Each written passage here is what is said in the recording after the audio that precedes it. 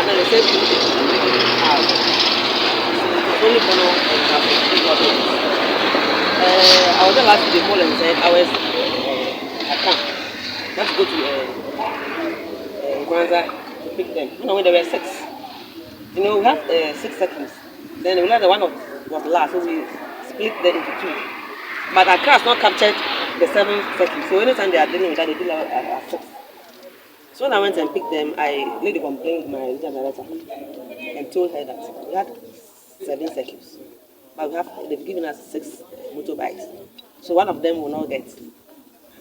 Definitely, we mentioned to Honorable Techiman, and he took it up for himself. He went to Accra. It was in Accra when we called him. So we sent him a letter that we had written to Accra, telling them that we had 7 circles.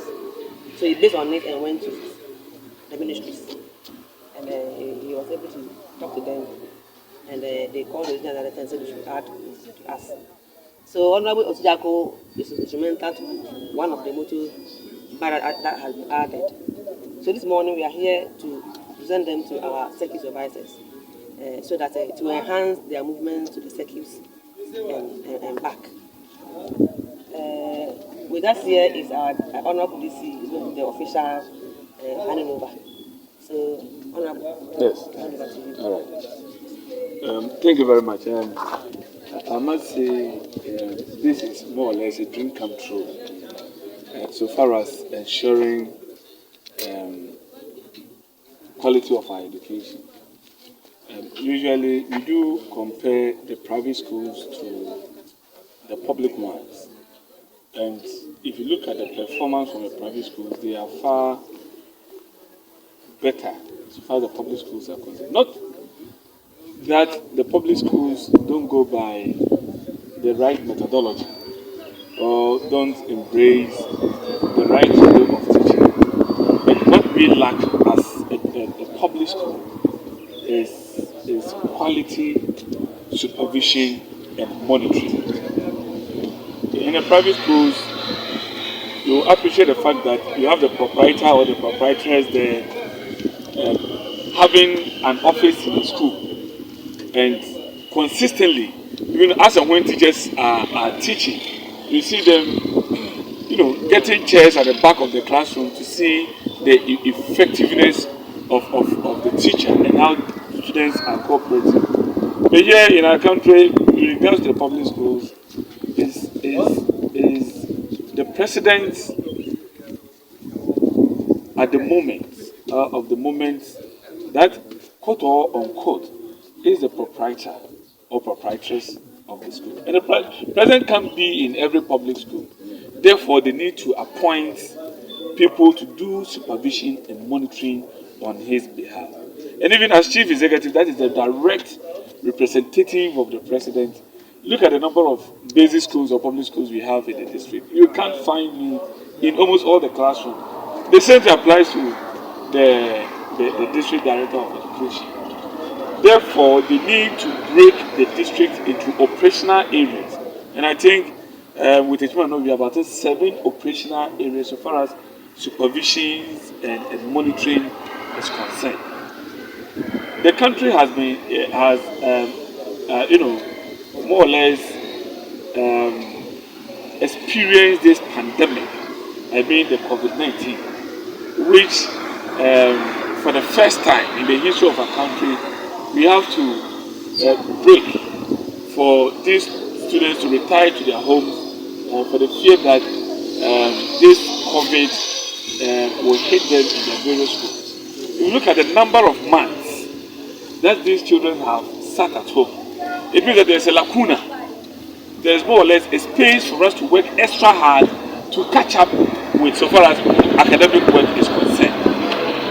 If there's that lacuna, who will be responsible to bridging the gap that is left? Of course, it's the district director of education and that of the supervisors.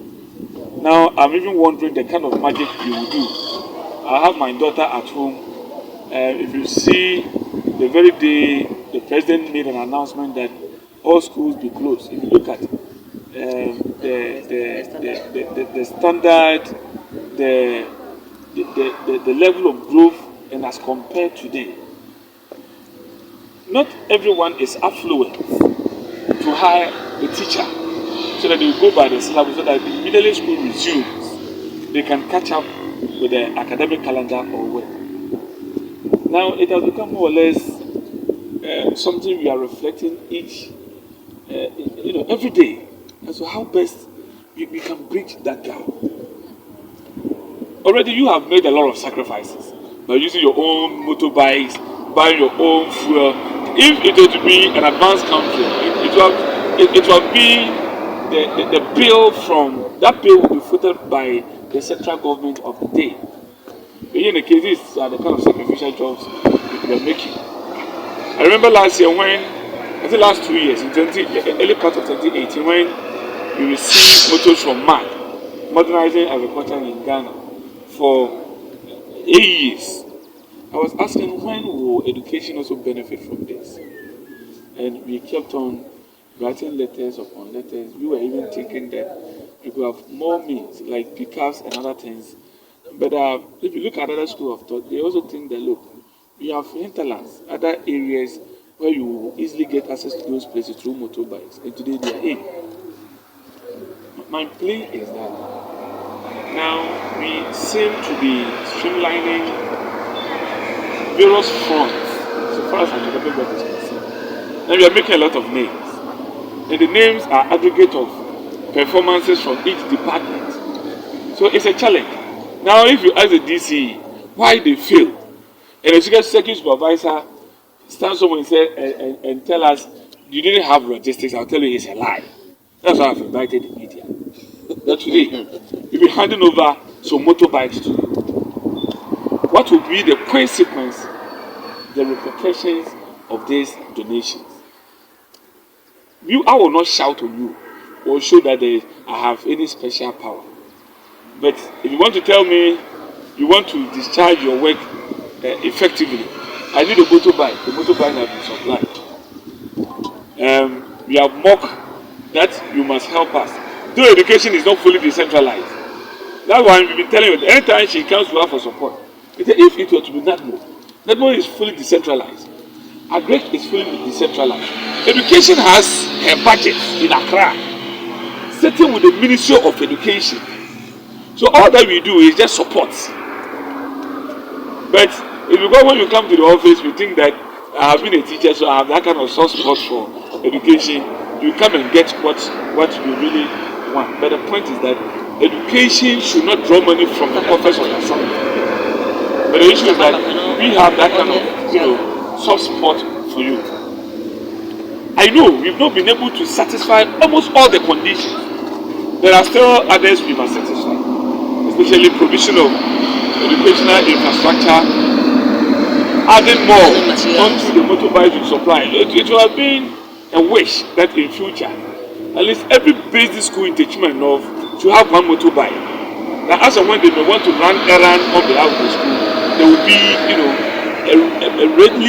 a ready availability of means. I have checked from other districts, other constituencies, where you see MPs, MMDAs, people in government lobbying from laptops for teachers to enhance research for effective teaching and learning. You may get there some future, but the little ones that have come, I'll plead and plead with you. If you really want to ensure ethnocentrism, here in Techiman will be a Bushani. Some of the people have even posted and say, oh no, I don't want to be posted to this place.